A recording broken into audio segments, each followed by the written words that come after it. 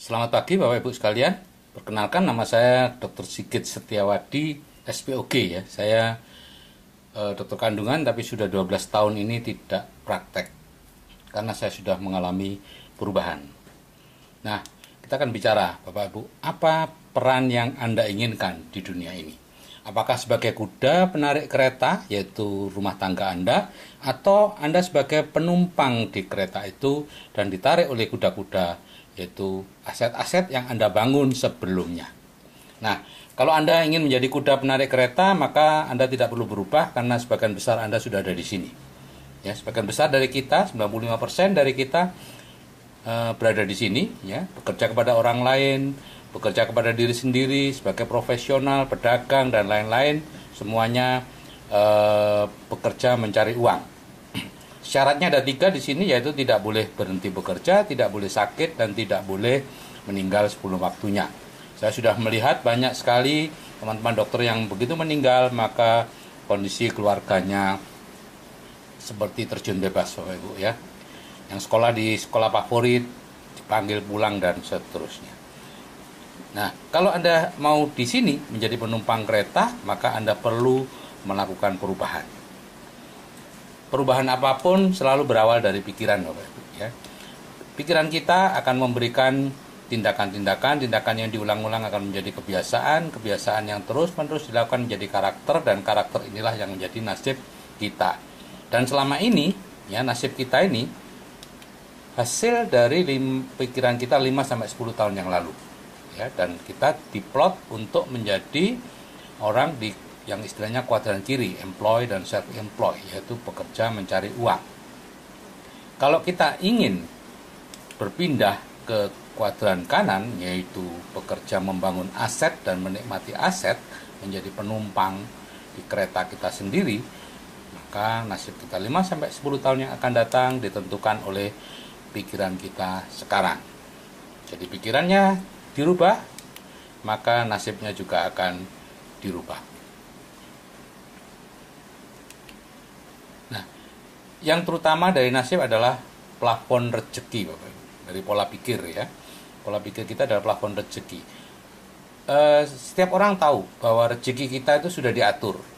Tapi banyak yang tidak tahu bahwa yang mengatur bukanlah sebelum kita lahir sudah ditulis, bukan.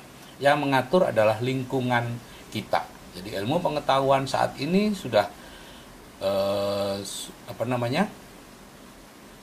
sudah secara established mengatakan bahwa setiap orang memiliki batas atas rezeki yang ditentukan, atau rata-rata dari rezeki 6 orang yang paling mempengaruhi kita.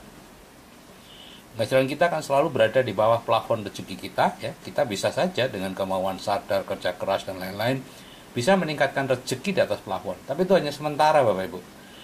Karena dengan cepat pikiran bawah sadar akan menariknya lagi ke bawah. Bapak Ibu yang sudah hidup bekerja 20-30 tahun pasti mengalami naik turun seperti roller coaster. Itu semata-mata karena ulah dari pikiran bawah sadar. Untuk meningkatkan plafon rezeki atau meningkatkan penghasilan secara permanen, plafon rezekinya yang harus dinaikkan. Seperti ini Bapak Ibu. Bayangkan kalau Bapak Ibu sehari-harinya dikelilingi oleh 6 orang, yang satu berpenghasilan 1 juta, mungkin ustadznya 3 juta, temannya 3,5, 2,5, pacarnya 4 juta, dan seterusnya, semua di sini. Sekian. Maka rata-rata orang ini ya sekitar 3 jutaan. Secara sadar mereka tidak tahu, dia tidak tahu penghasilan masing-masing temannya. Tapi secara bawah sadar tahu dan selalu berusaha mencocokkan. Selalu terjadi dialog di antara mereka. Secara rata-rata. Jadi misalnya ini dengan ustadznya ngobrol, secara sadar ngobrol tentang hal lain, tentang agama dan lain-lain, tapi bawah sadar saling mencocokkan. Termasuk penghasilan. Berapa penghasilan Pak Ustadz? 3 juta kan? Waduh. Kebanyakan nih bos saya, gitu, bawah sadar ngomong gitu. Bos saya 15 juta sebulannya, saya turunkan maka didatangkanlah pesaing, didatangkanlah penipu, didatangkanlah macam-macam yang membuat usaha Anda turun atau pekerjaan Anda turun dan sebagainya. Nah, kalau seperti ini, maka dengan 3 juta sebulan plafonnya, maka hasil Anda pun akan sekitar ini saja, naik turun di sekitar 3 jutaan ini ya. Suatu saat mungkin naik karena diajak teman, tapi dengan cepat akan diturunkan lagi. Terus hanya sekitar di bawah 3 juta. Kalau ingin naik plafonnya, misalnya menjadi 100 juta sebulan, maka penghasilannya akan menyusul naik. Anda akan ditunjukkan atau di caranya Anda tidak perlu tahu bagaimana cara naiknya. Akan terjadi kebetulan-kebetulan Anda dipertemukan dengan orang yang tepat di saat yang tepat. Alam atau Tuhan akan mencarikan Anda cara mencapai ini dengan cara yang paling cepat, paling harmonis, dan paling efisien. Dibanding dengan kalau Anda sendiri yang mencarinya. Nah, kita lihat profil orang kaya. Ini adalah 10 orang terkaya di Indonesia tahun 2017. Profilnya sama, plafon rezekinya tinggi. Kemudian mereka rata-rata berpikir hasil, bukan proses. Ya, dalam hidup ini ada tiga tahap Bapak Ibu, yaitu belajar, kemudian bekerja, kemudian mendapatkan hasil. Tapi sayangnya kita sejak kecil hanya dilatih, dididik untuk memandang yang di tengah, yaitu bekerja. Sehingga kita hanya bolak-balik antara bekerja, belajar, ya. Anda belajar di perguruan tinggi, kemudian bekerja, kemudian tidak cocok, dikursuskan lagi, akhirnya selesai, bekerja lagi, kemudian ikut seminar ini, ikut seminar itu, terus-menerus, bolak-balik antara belajar dan bekerja, tanpa sekalipun menyeberang ke hasil. Nah, mereka tidak peduli, mereka berpikir hasil, gitu ya.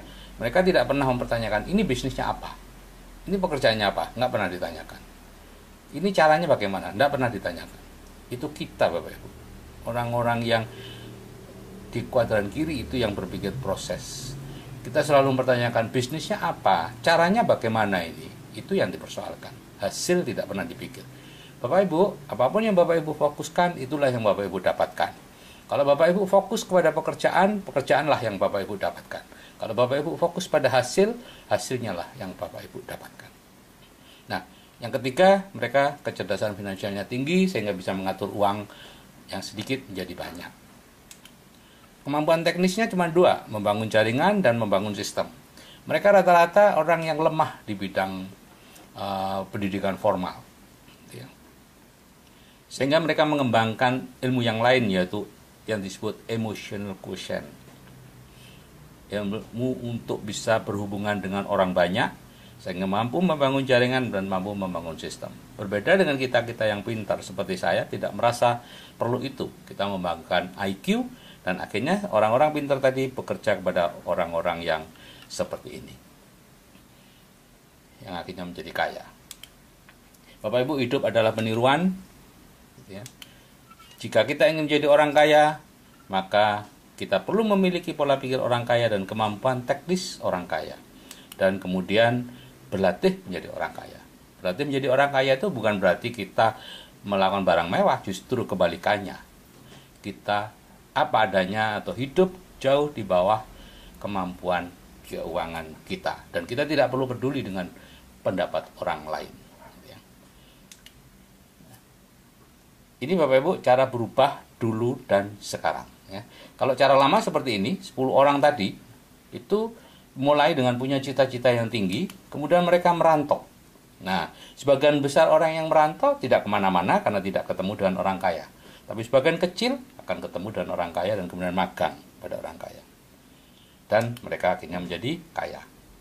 Selalu seperti itu. Tidak pernah ada orang yang tidak pernah merantau, hidup di desa, miskin, kemudian tiba-tiba punya ide besar, berbisnis dan menjadi kaya. Tidak pernah.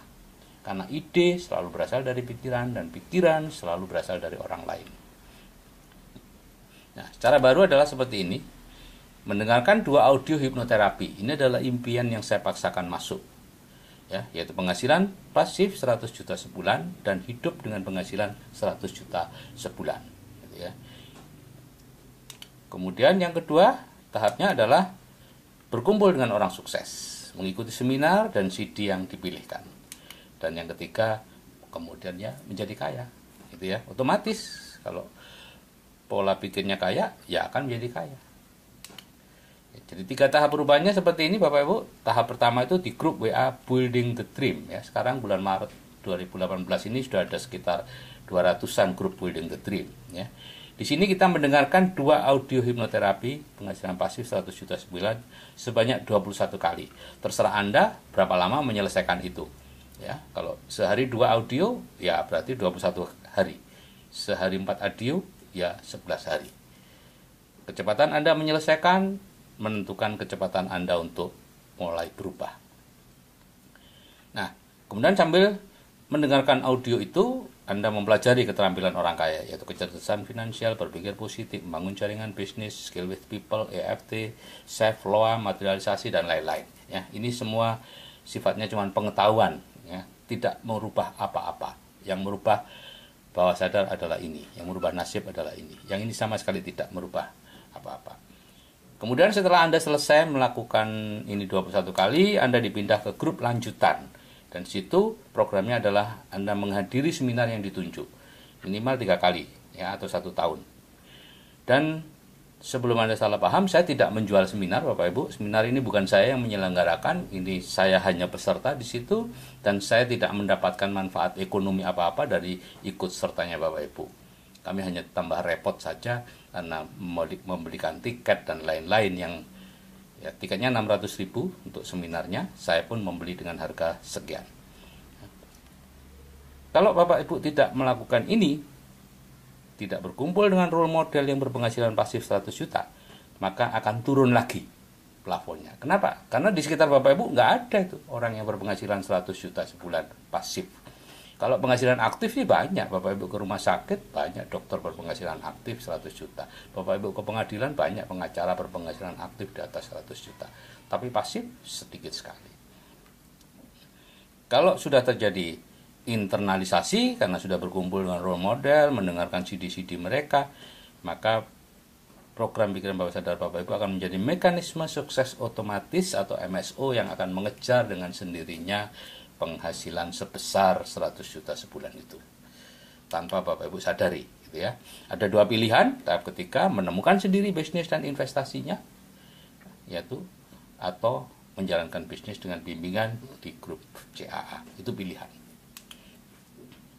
Bapak Ibu, kalau berminat melakukan perubahan, hubungi orang yang mengirimkan video atau link YouTube ini untuk bergabung dengan mereka di grup WA Building the Dream atau BTD.